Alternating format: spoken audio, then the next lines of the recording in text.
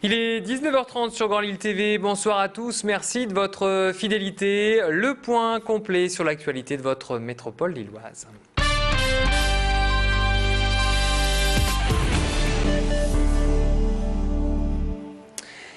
Les 9 accusés de l'attentat de Marrakech devant la justice marocaine, leur procès s'est ouvert ce matin à Rabat, la capitale du pays.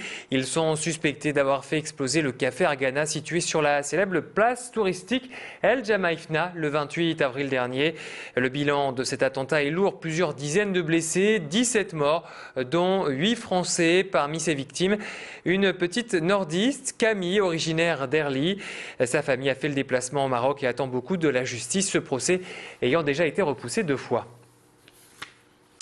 Le lycée Montebello à Lille et de Denain étaient en grève aujourd'hui. Les syndicats ont appelé à manifester contre une circulaire du rectorat qui conduirait à des augmentations de temps de travail sans rémunération complémentaire. Cette circulaire indique que les professeurs peuvent travailler 2 heures de plus par semaine. Certains proviseurs vont l'appliquer dans leur établissement. D'après les syndicats, cette mesure permettrait de compenser une partie des suppressions de postes à moindre coût. Le savez-vous, ce dimanche se déroulent les sénatoriales. Ces élections pourraient être historiques et s'annoncent serrées. La gauche espère un basculement de la Haute Assemblée à quelques voix près. 170 sièges sur 348 seront renouvelés, mais seuls les grands électeurs pourront voter. Délégués des conseils municipaux, députés, conseillers régionaux ou généraux. Au total, plus de 71 000 grands électeurs iront se déplacer, dont Hamza El Kostiti. Ce conseiller municipal d'Europe Écologie à Halluin est l'un des plus jeunes à participer à ce scrutin. À 30 ans, Hamza souhaite changer le visage du Sénat avec l'élection de plus de jeunes et plus de femmes. Il a été surpris notamment pour cette élection par l'amende de 100 € pour ceux qui ne se déplaceraient pas ce dimanche. On l'écoute au micro de Pierre Beauville. Si le Sénat passe à gauche, il s'avère que ça va se jouer dans le Nord. Donc je me dis que ma petite voix va contribuer à un bouleversement. C'est un petit peu un cafouillage au niveau des listes dans pas mal de départements parce qu'il y a des divisions, il y a des conflits d'intérêts, il y a des personnes qui ont fait des listes dissidentes. Mais dans le Nord, il y a vraiment un enjeu important et je me dis que chaque voix compte.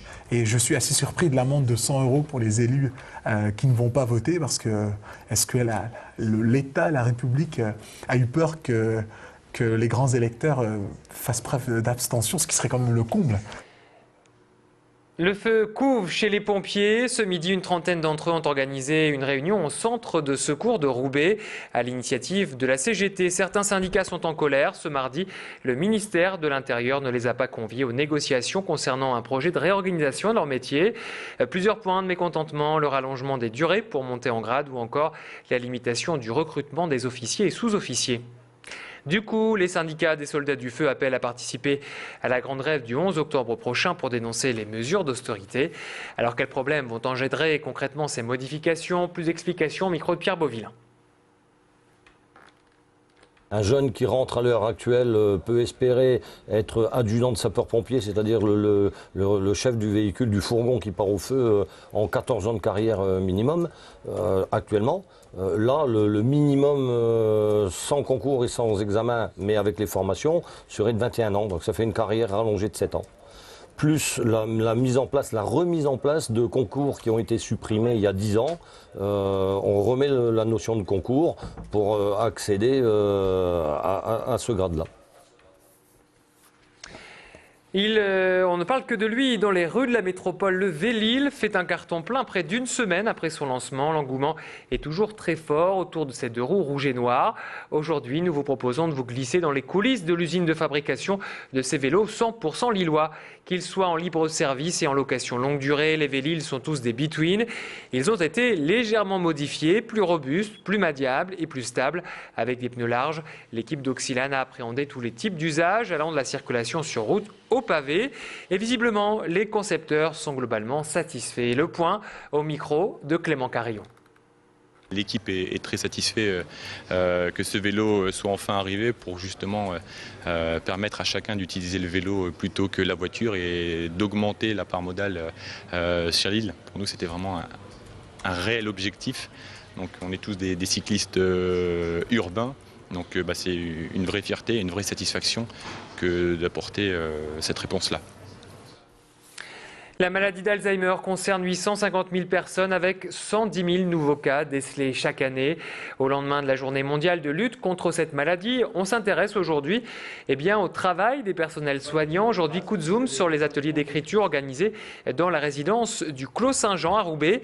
Les patients se retrouvent avec d'autres résidents non malades pour écrire ensemble des mots sur leurs mots. Tous rédigent des poèmes, également sur leurs souvenirs passés, des textes qu'ils réciteront le 7 octobre prochain devant toute la résidence. Cet après-midi, notre reporter Élodie Bernachon a participé à une répétition et elle a rencontré donc la responsable de cet atelier au micro.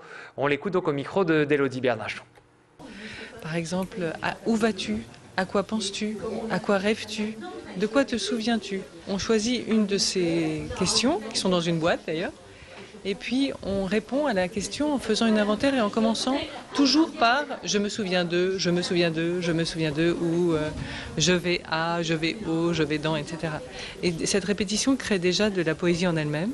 Et puis progressivement, les souvenirs, les images, les évocations, les sensations reviennent. Et c'était très étonnant de voir qu'au départ, une dame par exemple dit toujours « je ne sais pas ». Et à un moment donné, elle arrête de dire « je ne sais pas » et elle se souvient. C'est la fin de cette édition. On se retrouve pour la météo.